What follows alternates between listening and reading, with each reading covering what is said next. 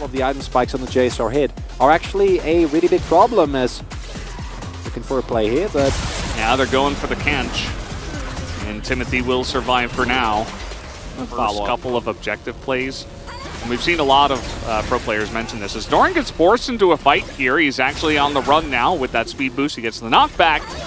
He's trying to survive here, doesn't want to flash, but he will at the last moment, and Dove is going to pick that up.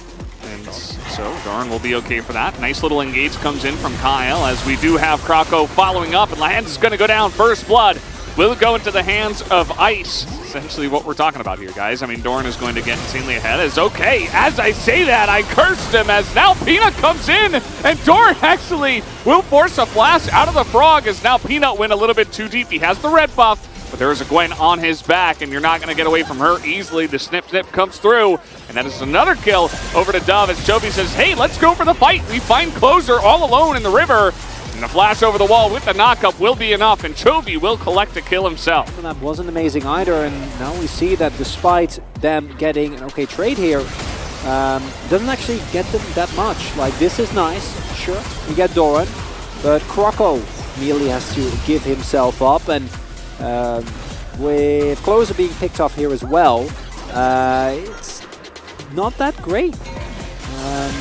Especially considering Chovy getting fed is not what you want ever, and Chovy on Yone getting fed. He's not going to force it, as meanwhile on the bottom side, Tom Kench, Kyle, he's not here, as okay, in the mid lane, Yone's Sandbox are saying we can either try to go for that, so we take a look at this mid lane gank here, and yeah, this is the value of the rise, right? It just sets up. We need to wait. We need to be patient. That's how it goes. Yeah. Doran's here. They're looking to try to get on top of this rise. Do they have the damage is the question, as Kroko is trying to trade it back, but Chovy is going. Again, all set up for this Drake that is about to come through in a little bit, and as clean as you want it, right? Chovy hits the knock-up. The only reason why Kroko is able to trade is because he gives his life for it. As Gen G are looking for this second Rift Herald, Live Sandbox, they're actually threatening it, but they're not going to be able to pick that up, and they will be punished, says Gen G. In goes Chovy, and there is the combo. It's kind of one after the other, not the cleanest, but it's still getting the job done, as Lahens will frontline once again, has the stopwatch ready for the Moonlight Vigil, as Rulers is coming in and a huge shot blast to the back of them. That's going to be a near ace.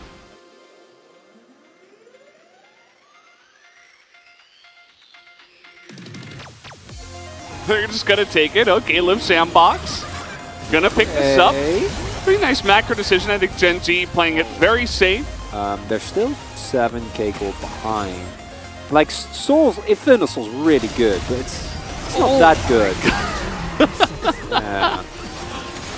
And I mean, I don't see this ever happen. Like, Kroko is hanging around, but should he? I mean, he might die.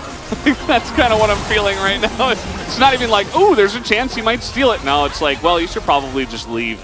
They will get away at the end. Gen G now 10,000 gold ahead, or nearly, as Doran is incredibly fast. He is still on the chase here. Flashes in. He wants more kills. I said it at the beginning. This guy is thirsty.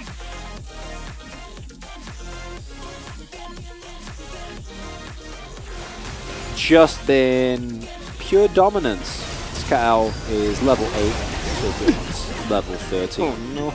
I know. Level 8. Yeah. This sounds so sad. It is. It is really sad. There's not a lot to be done, you know. When you're a participant in the horror movie, Veldas, you just gotta suffer your fate. Yeah. As the entirety of Live Sandbox. You know, snowball things. a very different situation. As Chovy is alone for a minute here, as Dove is trying to get on top of him, and Chovy at this point, it almost feels like it's a competition of who's going to carry the hardest. As everybody's really, even Lahens is like, oh, it's my turn to carry now. Let me get another great engage off. Like, who's going to get POG for this game?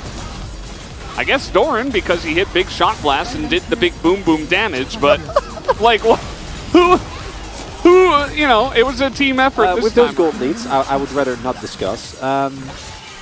Are you a big horror film enjoyer? Yeah, it's pretty good. We do have a bit of a 1v1 going on here. Lots of needles hitting as the knockup comes through, and Chovy's like, how dare you try to fight me? Yeah. I guess it just didn't matter. That's generally enough. Yeah. Well, Gen G, it's not going to be the 22-minute win from T1, but it's feels almost as dominant here in this one. Didn't really feel like Liv Sandbox had a chance really ever in this game, so Gen G just going to do it a little bit cleaner. They're going to say, okay, this is how you do it. You take out all the inhibitors, and then you push with your super minions. If you can't do it with the Baron, as Chovy is still poking, like the zoom-ins there from Jonas Strong, just waiting for that engage.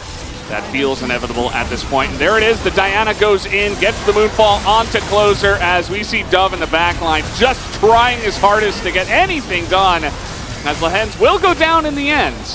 But I think he might be the only one. Ruler flashing in, gets exhaust. He will go down, but this is absolutely going to be Liv Sandbox's Nexus going down as they finish off the rest of them and take down the Nexus. GG Gen G will take game number 1.